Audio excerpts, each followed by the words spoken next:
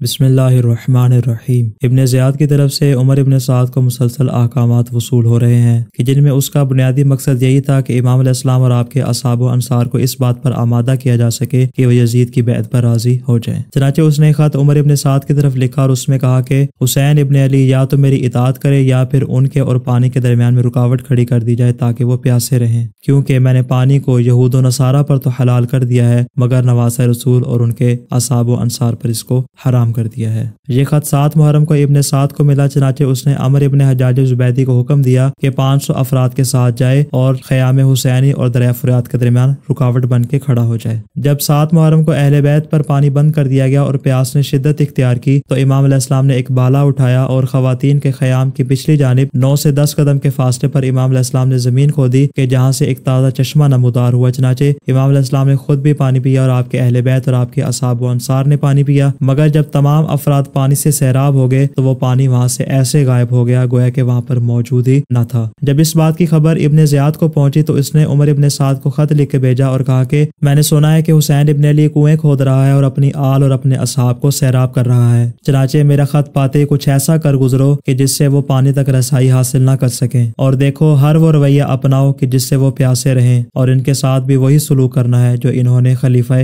ثالث کے ساتھ کیا تھا۔ حق اپنا محمد کے نواسے نے نہ پایا، ایک پانی کا قطرہ کسی پیاسے نے نہ پایا۔ اس کے بعد عمر ابن سعد نے دریا پر مزید پہرا بڑھا دیا اور امام علیہ السلام پر پانی کی تنگی میں مزید اضافہ کر دیا اور ان پر زیادہ سے زیادہ سختی کرنا شروع کر دی۔ اور جب اہل حرم کی پیاس شدت اختیار کر گئی تو امام علیہ السلام کے ایک صحابی یزید ابن حسین حمدانی یا بریر ابن خزیر حمدانی، کیونکہ تاریخ میں ان کے نام پر اختلاف ہے، تو یہ امام علیہ السلام کے پاس گئے اور کہا کہ مولا مجھے اجازت دیں تاکہ میں لشکر اعداء سے جا کر پانی کے متعلق گفتگو کر سکوں۔ امام علیہ السلام نے ان کو اجازت دی اور وہ عمر سعد کے پاس آئے، البتہ انہوں نے جا کر عمر سعد کو سلام نہیں کیا۔ جب عمر سعد نے ان کے اس عمل کو دیکھا تو دیکھ کر کہا، اے حمدانی تو نے مجھے سلام کیوں نہیں کیا؟ کیا میں مسلمان نہیں ہوں؟ کیا میں اللہ اور اس کے رسول کی معرفت نہیں رکھتا؟ حمدانی نے کہا کہ اگر تم خود کو مسلمان سمجھتے ہو تو پھر رسول خدا کی اطاعت پر کیوں حملہ آور ہو، اور کیوں ان کے قتل کا ارادہ کیے ہوئے ہو، اور کیوں اس فرات پر پہرا لگایا ہوا ہے کہ جہاں سے جانور تو پانی پی رہے ہیں مگر آل رسول کے لیے پانی بند ہے؟ کیا تمہارا یہ مقصد ہے کہ وہ پیاس سے مر جائیں، اس کے باوجود بھی تم یہ گمان رکھتے ہو کہ تم خدا اور اس کے رسول کی معرفت رکھتے ہو؟ یہ سن کر عمر ابن سعد نے اپنا سر جھکا لیا اور کہا، میں جانتا ہوں کہ اس خاندان کو تکلیف دینا حرام ہے،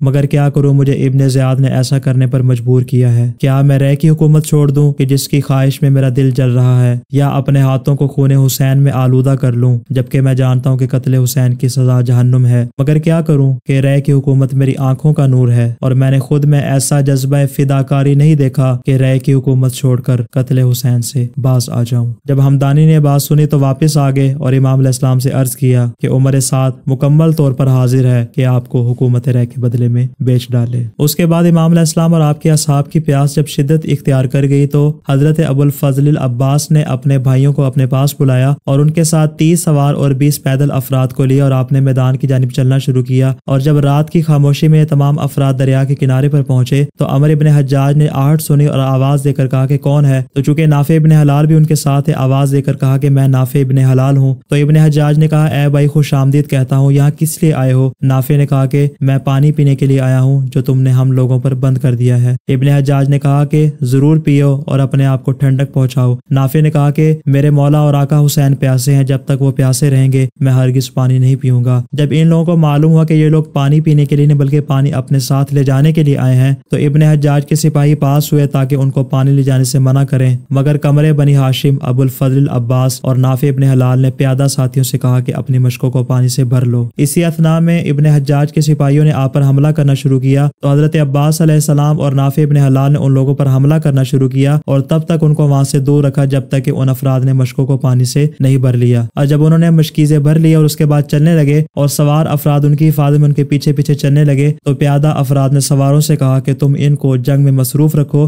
ہم خیموں تک پانی پہنچا دیں گے۔ چنانچہ دونوں گروہوں میں مختصر سی جنگ ہوئی کہ جس کے نتیجے میں ابن حجاج کے لشکر کا ایک آدمی معمولی سے زخمی ہوا، البتہ یہ زخم بعد میں اس کی موت کا سبب بنا، مگر اسی دوران پیادہ افراد نے پانی کو امام علیہ السلام کے خیموں تک پہنچا دیا تھا۔ السلام علی الحسین وعلی علی ابن الحسین وعلی اولاد الحسین وعلی اصحاب الحسین۔